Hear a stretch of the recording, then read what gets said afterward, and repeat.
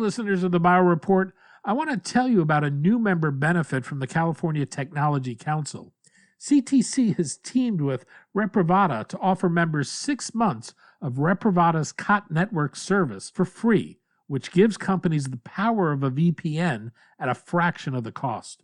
A remote, flexible workforce is the new normal, but most corporate networks aren't built to accommodate work from home at scale. Reprivata's COT network offers an easily deployable, affordable, and scalable solution to securely enable remote workers and protect the corporate network. To learn more about this and other member benefits, go to californiatechnology.org/member benefits. I'm Daniel Levine, and this is the Bio Report.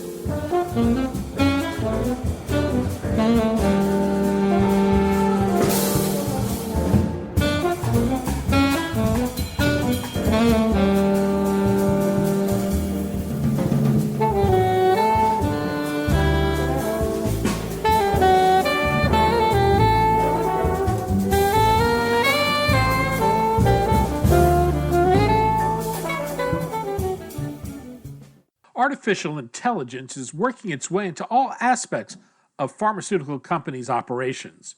While much attention has been given to the role these systems can play in drug discovery, IQVIA sees a significant opportunity to use them to transform the area of regulatory compliance. We spoke to Ronan Brown, Senior Vice President and Head of IQVIA Integrated Global Compliance, about the role AI systems can play in improving flagging returns on investment in R&D by allowing regulatory departments to operate more efficiently, break down data silos within pharmaceutical companies that hamper performance, and allow companies to focus less on rote work and more on their regulatory strategies.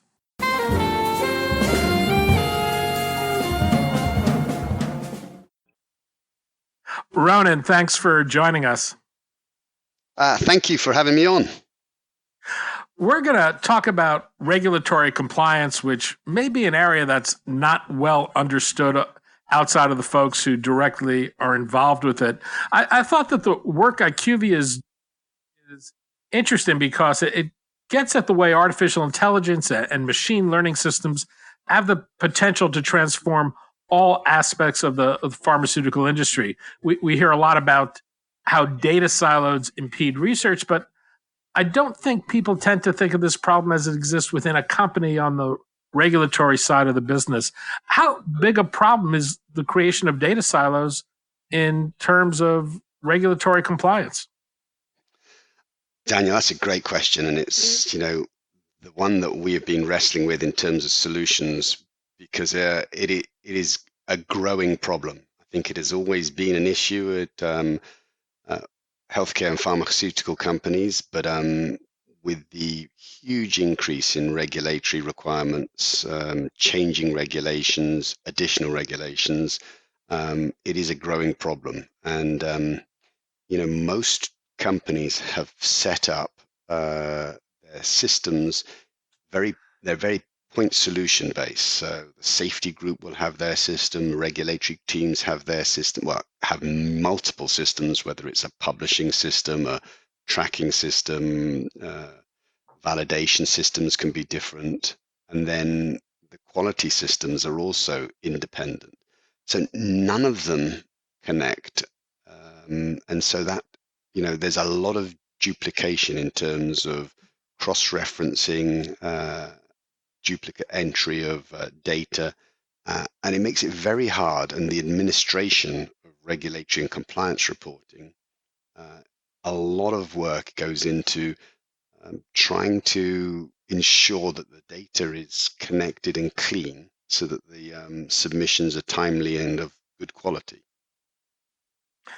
As you think broadly about the range of challenges companies face with regards to compliance and keeping up with changing regulations and all of the high volume data they touch, what are some of the other challenges? Well, I think the key one really is around the evolving regulatory requirements. I mean, if you think about marketing a product in 150 countries, and each country has a different set of requirements when it comes to frequency and data that they require, either on safety or of a product or something as simple as a manufacturing change or a label change. And having to do that across multiple products that are on the market at multiple dose levels is a huge burden on companies. I mean, the larger pharmaceutical companies have teams of over 2,000 people working in this space. And a lot of what they do is in the regulatory operations is collating information, sifting it from various different sources, validating that to make sure that it's accurate, and then understanding what the requirements are for the submissions at every country. As I think about the types of data that a regulatory department might touch, uh, I think of a lot of unstructured data, things that don't lend themselves to automation. How labor intensive is this area of work, and what's the opportunity to use artificial intelligence and machine learning to improve efficiencies and reduce time and cost? So that's a really good question, and I think one thing that is quite surprising to many people is that even in a clinical trial setting nowadays, 70% of the data doesn't come through the traditional case report form. It's scans, it's direct lab feeds, it's connected devices increasingly as we're starting to use them in clinical studies. So there's a huge amount of unstructured data. And this is where, machine learning and AI becomes really important because certainly NLP can be used to extract information from these unstructured data, catalog it, and then put it in a format that can be used in traditional safety and regulatory systems. And I think that is where we see huge benefits from the use of the more advanced technologies in this space. The pharmaceutical industry has long run its hands over drug development efficiency and return on investment. The regulatory area is often overlooked as a place where improvements can translate into better returns. Uh, what's the opportunity for improving regulatory processes to improve a return on investment? Uh, you know, it is an area that has traditionally been, I wouldn't say ignored, but there's been um, you know, a reticence to dabble. And one of the reasons is because regulatory groups traditionally, um, said that they are the gatekeeper of any interaction with an agency, and that is absolutely critical for pharmaceutical companies in terms of their development and their ongoing relationships around products that they have marketed. Um, the reality is of those teams working in regulatory groups, the majority of them are doing more transactional regulatory operations rather than the high value strategic interactions with both internal development teams in terms of planning out what that regulatory pathway plan looks like to achieve certain labels and reimbursement, and then interactions with the agencies to check that they are okay with that. The majority of the work comes down to more the mundane things, as I mentioned earlier, label changes, routine safety reports, manufacturing changes, and then regular updates. And so there is a huge benefit to looking at this area from a cost perspective, because while many areas of pharma have looked at have addressed their cost base through a variety of means, whether it's using outsourcing providers or um, changing how they run studies with things like virtual studies and trying to address some of those aspects of how they work. The regulatory environment has really been left out of that up until now. And as you see, the costs associated with the maintenance of regulatory activities are increasing every year. And, one particular industry in terms of the medtech industry, um, has a huge hurdle in front of them with some of the adoption of the European regulations requiring much more regulatory reporting of safety events and updates. So they are now looking at these areas and saying, how can we reduce our cost and still maintain the regulatory requirements for reporting and quality? Because there's obviously major financial penalties for not being able to meet them. IQVIA has developed a regulatory information management platform. This is IQVIA RimSmart. What's the range of things this does? So RimSmart is a modular system that really brings together a lot of elements within the regulatory group that to try and streamline the activities of a regulatory professional. So this spans regulatory information data, so um, up to the minute information on the requirements, reporting requirements, templates, and fees for any country, and then aligning that to a publishing and validation module so that you can create all your dossiers and submissions and validate them and publish them, as well as a planning module so that you can actually work through the various scenarios around which countries at what time frame and what's required for submissions, through to correspondence and communication with the agencies, logging those and automating some of the workflows. So as requests come in, individuals are then flagged activities that have to be completed, information that they will need is pre-populated, and really kind of streamlining that whole workflow between individuals in that regulatory group. Now, the RIM system built for the regulatory professionals, where we see this evolving and where we're working towards is connecting that system to safety systems and quality systems across the company. So therefore, the information and the workflow between those groups can be streamlined. What are the range of sources of information that are feeding into it, and how automated is that process? How much of it has to be hand entered, and how much of it is just scouring other sources? So I think there's two key areas really for that feed into a RIM system. One is the regulatory intelligence from at a country level, what people require for reporting, and then obviously at the core of any company is a data lake with a document management system so that you can actually upload documents. If you think about preparing a dossier for something like a IND or an MAA, just as an example, there are multiple documents from all different parts of the organization, whether it's clinical study reports, whether it's certificate analysis for manufacturing, which information has to be extracted from those documents and then built into the dossier in certain areas to fill that out. So automating and using NLP to extract that information is where we see a huge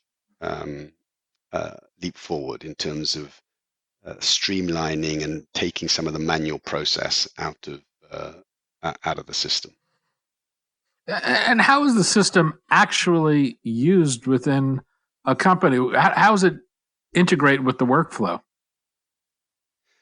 So it's interesting. When you think about systems on their own, they can facilitate certain activities, but really, as you point out, the processes behind it needs to be tackled at the same time.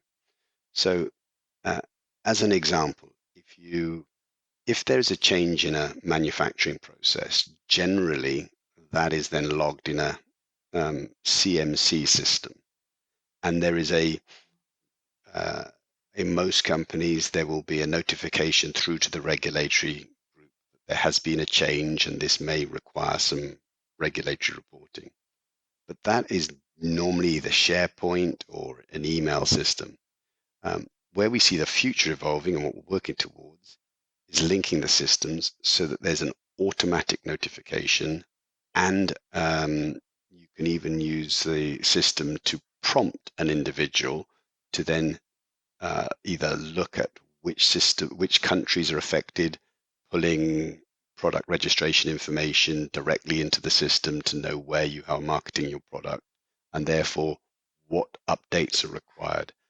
And in that way, you streamline the workflow between two disparate groups.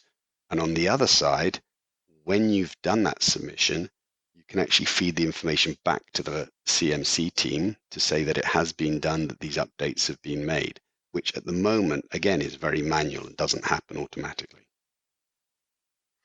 And how do you expect this to change the way work is done?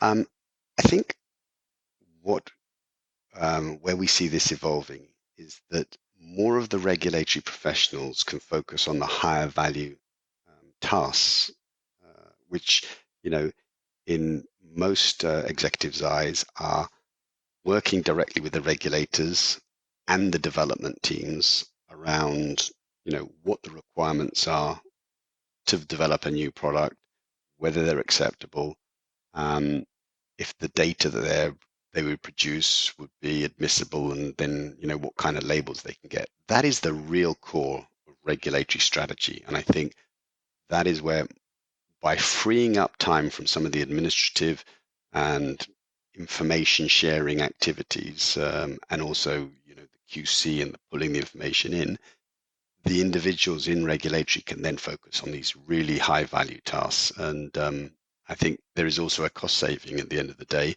as you reduce the number of people required to touch information, while maintaining that quality.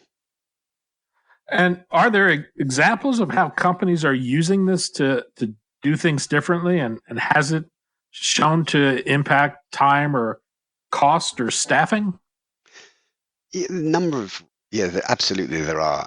I mean, it is a very early emerging technology in this space, but we have one company at the moment that is using RNLP to auto code adverse events in Medra, and so they've reduced the time that it takes to do this by about 50%. So that is one example.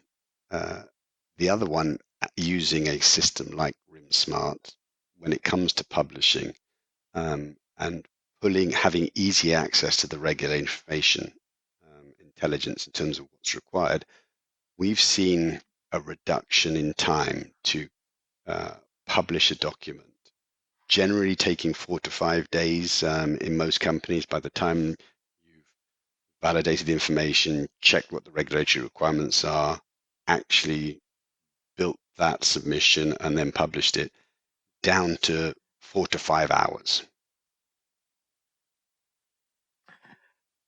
How might this change the way decision making works within a company? Is there any sense that this is actually allowing companies to make better decisions, be more strategic in their thinking? I think the biggest impact that we'll see is on some of the safety reporting, as obviously critical to development of any product and maintenance on the market is really the safety profile. And as we've been moving into some more rare diseases, and in the recent examples with COVID-19 treatments, where people are moving extremely quickly to try and find a treatment, safety becomes all important. and you need to monitor it real time. And as we discussed at the beginning, when you have information flowing in from multiple different sources, looking at the signals that they are showing you in a real-time basis will help you make decisions on the safety of your drug and how fast you can bring that to market. I mean, if you think about some of the promises we're hearing about vaccine development for coronavirus at the moment, they will need to have really clear safety information on a real-time basis to be able to assess that and get the manufacturing started and out to market as soon as we have something that's effective. And to what extent does the system actually learn as it goes? And have you seen it improve the way it does things? So I think the best example of that is around NLP. And so our NLP engine absolutely does that. And it's only as good as the dictionaries that it's built upon. And we have certainly seen significant improvements as it gets familiar with the terminology, understands its usages. When you say NLP, you're talking about natural language processing? Correct. Building that into the tools. It's still early days for artificial intelligence and machine learning. How transformational do you think this type of technology will be to the way drug companies operate throughout their operations? Well, so we've seen it applied in a number of areas in drug companies. I mean, from the bench through to post-marketing and even, accessing and analyzing patient and medical records. But, I think for the compliance area, this is transformational, given that there is so much administrative work that it requires to, assessing information, interrogating information and data sources, which really are growing exponentially. And I think one key area that you see is, the explosion of the use of connected devices, whether it's from watches or wearables of some description, that is going to vastly increase the information flow. And in all of those things, you have to be able to look for signals, and it is impossible to achieve that from with just a human capital. You have to use intelligence to drive that and pick up these safety signals, otherwise would get missed. Ronan Brown, Senior Vice President and Head of Integrated Global Compliance for IQVIA. Ronan, thanks so much for your time today. I appreciate it. Thank you very much.